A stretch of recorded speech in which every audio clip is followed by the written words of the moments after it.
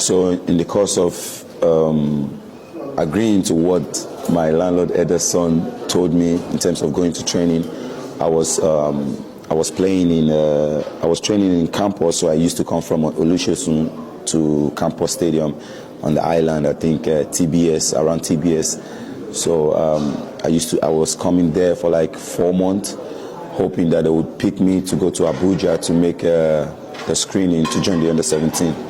So I was coming. So on the last day, I was dropped. I was deemed not good enough, so I was dropped, which is normal in football.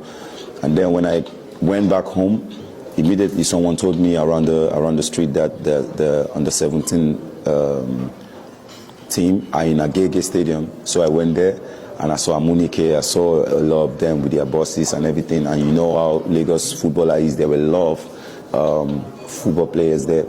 And then Amunike said he cannot see everyone today, that they are going to, in 2 days, they are going to Togo for a competition, that maybe we should come to Abuja. And I don't know who to take me to Abuja, so I had no clue of how I would get to Abuja. I haven't traveled out of Lagos as at that time. So I saw a coach, and he spoke to me and told me he has someone that is taking some boys to Abuja. So I tag along, and I went there. We were like 6 inside the car, and then we got there. I think 9 hours from Lagos to Abuja, and then I got there, and the screening was over. And then Amunike said the next day that there is still more screening, that we should come on time at around 7 o'clock. So when I went there, I had this green up and down that I was using to train as at that time. So I went there. 15 minutes, you have to showcase yourself. If not, you are done for. So I had 2 goals and 1 assist in the space of that 15 minutes. But I understand Amunike could not see everyone because there were a lot of players in Abuja, those that came from the north side, the south side, the east and west.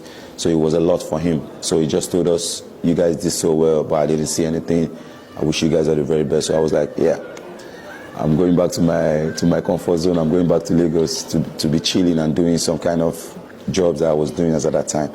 And then I had him calling someone, that guy on green. So there were a lot of players on green, so I didn't know. So the doctor ran to me and called me that I should come, that the coach is calling me. I think that was a turning point in my life, that the Victor Osemhen you guys are hearing now started from that moment that I turned back to go to meet Amunike. I think he gave me the courage to keep on going, and he keep on putting me every time. Maybe a striker is injured, he would call me amongst thousands of strikers in Abuja. He would call me and he would put me in the game, played me and everything like that. And as at that time, I had no money on me, so I was staying with a family that I don't know. A guy introduced me to his brother, so I was staying with them. So I was helping them fetch water, wash plate, and take their kids to school before I could go to training. This family were really amazing to me. I think for me it's one of the highlights. Excuse me. It's one of the highlights of that scenario, that journey. So I finally went in with the under-17. I went in the camp in the hotel with them. So Amunike, every time he's really harsh on me. I think for me, I was thinking in my head that he hates me and stuff like that, but I didn't know he was really like pushing me and everything like that. Even when we had games and I scored 4 goals, 3 goals, he never said congratulations. He would call me, he would blast me, he would push me and everything like that. Not until we were in Argentina, we had the final training, and they called the players that are going to Chile, and he called me out and started speaking to the boys and saying a lot of good things about me, about my game, and I was shocked. And that was when he made me the assistant captain of the team.